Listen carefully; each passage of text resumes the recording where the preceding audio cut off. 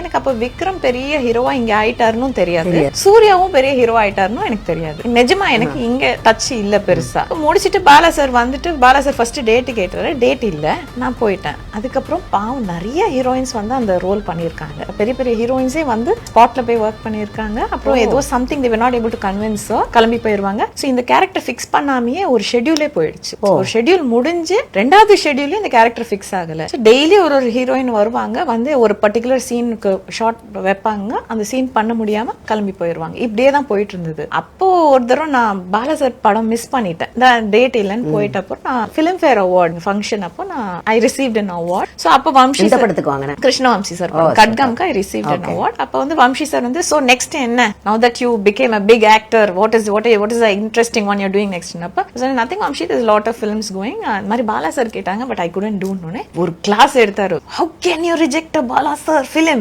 அப்படின்னாரு. அசனே sir Vamsi there's no dates, yeah, what can we do அப்படின்னா, you make that happen, call sir and apologize அப்படின்னாரு. நான் சொன்னேன் அவர்கிட்ட நான் எப்படி ஃபோன் பண்ணி பேசுறதுன்னு நான் உடனே ஃபோன் பண்ணி அவர்கிட்ட சார் கிட்ட பேசினேன். அப்பதான் வந்து ஒரு பாலகிருஷ்ணா சார் படம் பண்ணிட்டு இருந்தேன், schedule cancel because of Balakrishna sir அந்த court case something was happening. So cancel, unfortunately ஒரு பெரிய ஷெட்யூல் கேன்சல் ஆச்சு.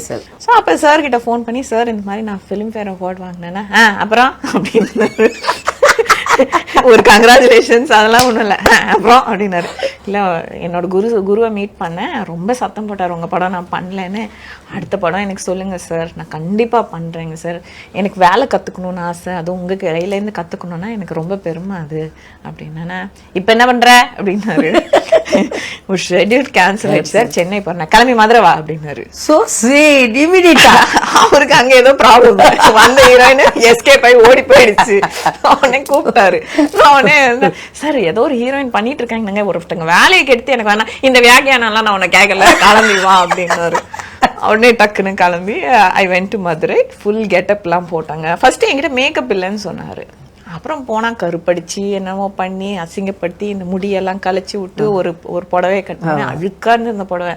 நான் அப்படியே ஃபிங்கர்ஸ் கிராஸ் பண்ணிட்டு பாலா சார் பார்த்துட்டு, ஏன் இந்த பொண்ணை இப்படி பண்ணிட்டீங்க, அந்த பொண்ணு அழகா இருக்கும், அந்த பொண்ணு அழகா கொண்டு வாங்க அப்படின்னு சொல்லலான்னு பண்ணேன்.